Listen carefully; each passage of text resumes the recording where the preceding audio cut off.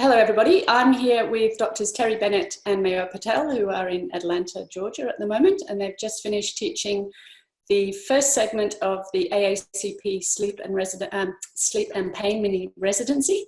And Terry and Mayoor have agreed to join me for a few minutes to talk about the upcoming course that we've got organised in July this year, which is a 4-day version of what's normally a 6-day course.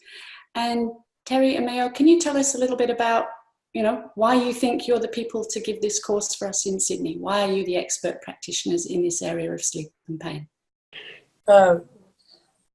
Right now, there is nobody doing the same type of courses in the States that we are.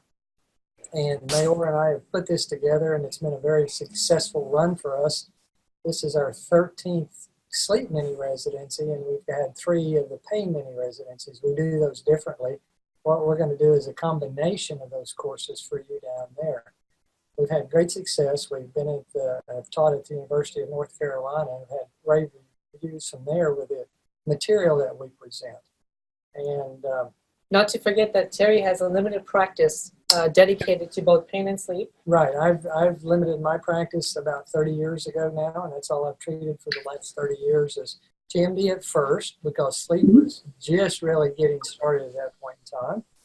And the funny thing is, as I say, we were really treating sleep back then with the old Farah appliances, the upper appliance at not that forward. We were doing it for TMJ, and we didn't know what we were doing for sleep. And after 15 years, we go, gosh, we've been treating sleep for 30 years now, So you've really seen an evolution in the field. That's what you're bringing to us. Yeah. Amazing, yes. And the same applies here. A limited practice from 2002 dedicated to sleep and pain. As Terry pointed out, we all start from a pain journey, realizing the correlation of sleep and pain and its effects with one and the other. It's very difficult to treat one without respecting the other. Along with that, I had the opportunity of studying with Dr. Nosher Mehta at Tufts from 2008 to 2011, as well as having the opportunity to write some chapters in some textbooks and maintaining adjunct faculty with a local university here, which is a dental school, Augusta University, Tufts, and the Atlanta Sleep School. Perfect. And of course, you were the recipient of the Hayden Stack Education Award this year from the AACP. That's right. So, yeah, very qualified teachers. Well deserved, too. Yeah, absolutely. And of course, we saw Mayoor here in 2018 doing his thing on stage. So we're looking forward to seeing you back again. Okay. So that brings me to my first question, I guess, specifically about the course. History taking, really critical in treating sleep and pain. So much is hidden in what the patients will tell us. And if we don't do that well, we get off on the wrong foot. Tell us a little bit about your approach and what you'll be teaching the practitioners regarding sleep and pain and history taking. So with history taking, the key thing is really interviewing the patient, taking your time. The interesting thing is by asking the appropriate questions, the patients themselves will tell you what's wrong with them. Unfortunately, there's no skill that one can learn overnight. It is an art that one will develop as time progresses. But which I'm hoping to share with the audience is some of the key questions that one should ask, some of the key elements that patients may have tried, and what it actually means clinically as far as whether it's a neurovascular problem or a muscular problem. But more importantly is the treatments that have failed in the past. If you think they have something that should have worked and it had failed in the past, then this gives you the mindset of opening up your eyes and thinking of something that no one's thought about. And we'll spend some time talking about some of the vague situations that you may present yourself with in these situations to hopefully get you to the point that you get to the root problem and be able to manage or at least assist them with the issues.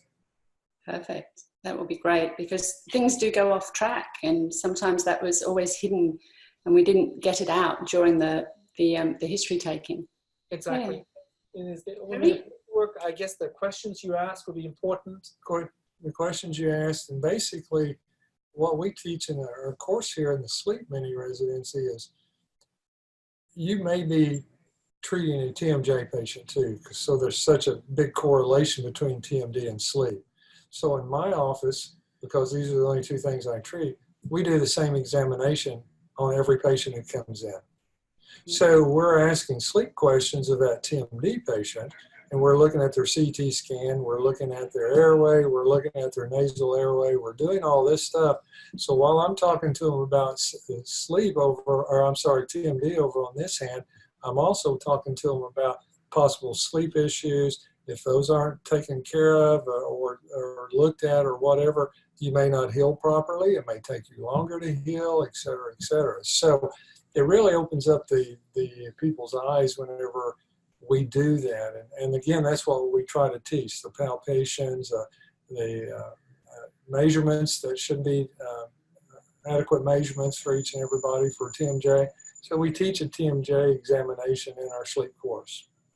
Perfect. That's great. And it's great to get the practitioners thinking that way. It's not just one or the other.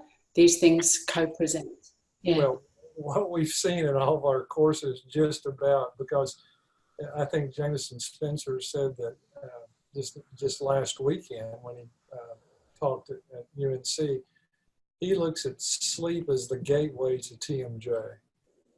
Because people come in for sleep. They don't care about, they don't know about TMJ. And they come in, they've got TMJ problems. So then if they come in for sleep, then you warn them about what they have before you start doing any kind of appliance, anything like that. My saying is, I would rather tell you about your problems and warn you about potential problems rather than try to explain why they happened on down the road.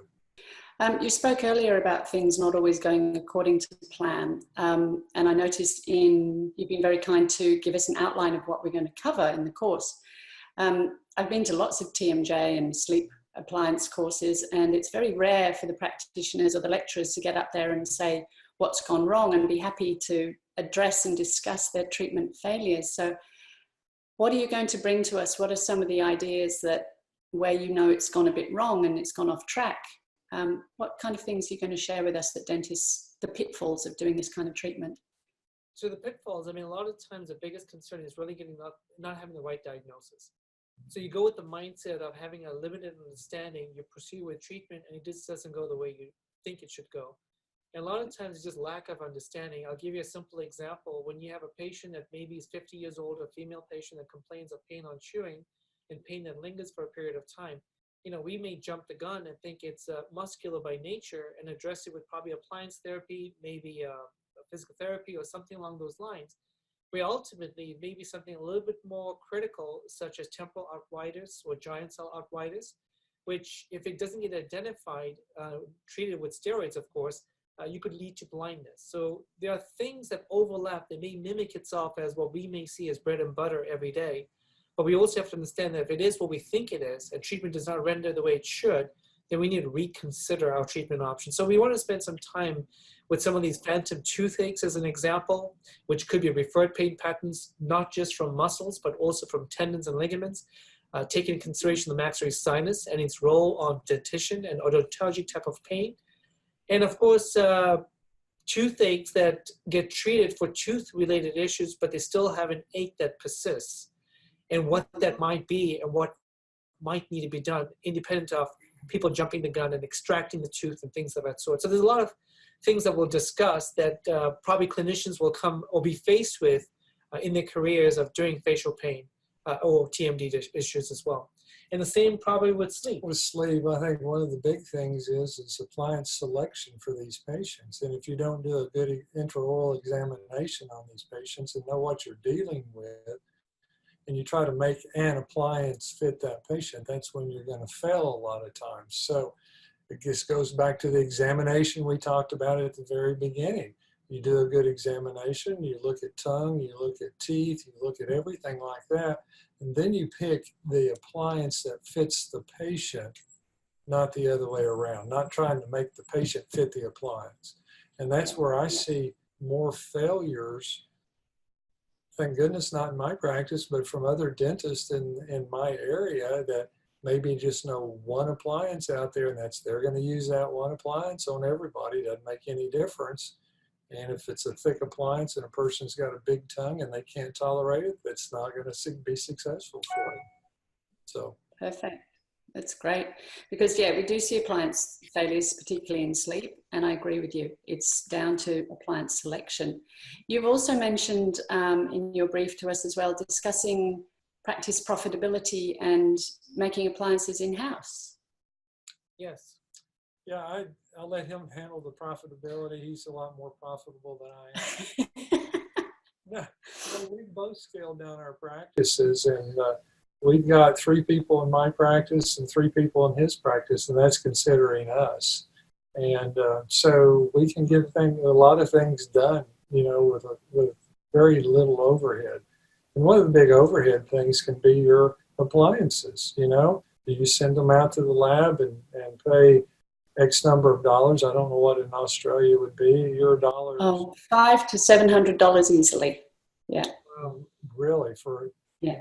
Now, is that for sleep appliance or for? That's for sleep appliances, I would say. That would be a pretty reasonable range. Yeah. Okay. For your TMD appliances, 300. 300. Yeah. Yeah. Okay, Something like that. I've been making my appliances in my office for 30 years now. And with a BioStar material or a machine and some material and your cost of your person for about an hour, your lab person, which is my assistant too, we can make 2 appliances for maybe max $50. Yeah. And we can turn those around in just about 2 hours. So you come in my office in the morning, I can have you treated by lunchtime that day. Which, of course, is one of the great advantages of doing that in office, because we might be waiting 3 weeks for an appliance. Yes. Yeah. So, you bring up the point of this business model and profitability associated with it. And what you'll find is there's not many people doing it, first of all. Sadly, there's a large population of patients that have not been diagnosed or been misdiagnosed, mismanaged because of subjective symptoms like headaches, unexplained ear pain, neck-related issues, and things of that sort. And when you have a limited practice, as Terry and I do, and we both work 3 days a week, when you get these referrals in and you finally show them the aha moment of what's wrong with them, you don't get as much hesitation or pushback as far as committing to treatment. Sad to say, pain is a motivator, but they've been suffering for a period of time. And staff is limited, so therefore there's a significant reduction in overhead. The biggest overhead might just be your rent and payroll, but everything else is pretty much profitable because you don't need as much equipment to manage these patients. Yeah. And the other thing I know from Mayoor's practice is how long your staff have been working with you. So you obviously really get these guys on board and they become part of the treatment, which gives them something. They're getting a return as well. They're getting a return on their investment of their practicing career, to speak. And I know you've got a little bit to say about involving the staff as well. So yeah, I mean, to keep them engaged, it's very profitable. Where thereby we share profits. In other words, we provide them incentives. And for example, last year out of 12 months, there's only 1 month they didn't hit bonus, but they have hit bonus every single month. We are in our 3rd month, January and February, they hit bonus. January typically is a slow month, but it's one of our busiest months. So getting the staff engaged, has just as much importance in succeeding in your practice setting as well. So there's no harm in rewarding them for it. Yep, perfect. Well, guys, thank you so very much. I won't hold you up any longer. I know you've got important dining events happening with your group from today. So we really look forward to inviting you to join us in Sydney. The course is called Expert Practitioners in Sleep and Pain, a comprehensive guide to clinical success. And it's happening in Sydney at the Sir Stamford Hotel from the 25th to the 28th of July this year. And I would encourage our members to come along and see these 2 expert practitioners strut their stuff. Rather than needing to go across to the US, they're bringing the course to us and we're bringing it to you in a 4-day comprehensive course. So thank you so very much for agreeing to do this. And we really look forward to seeing you in Sydney later this year.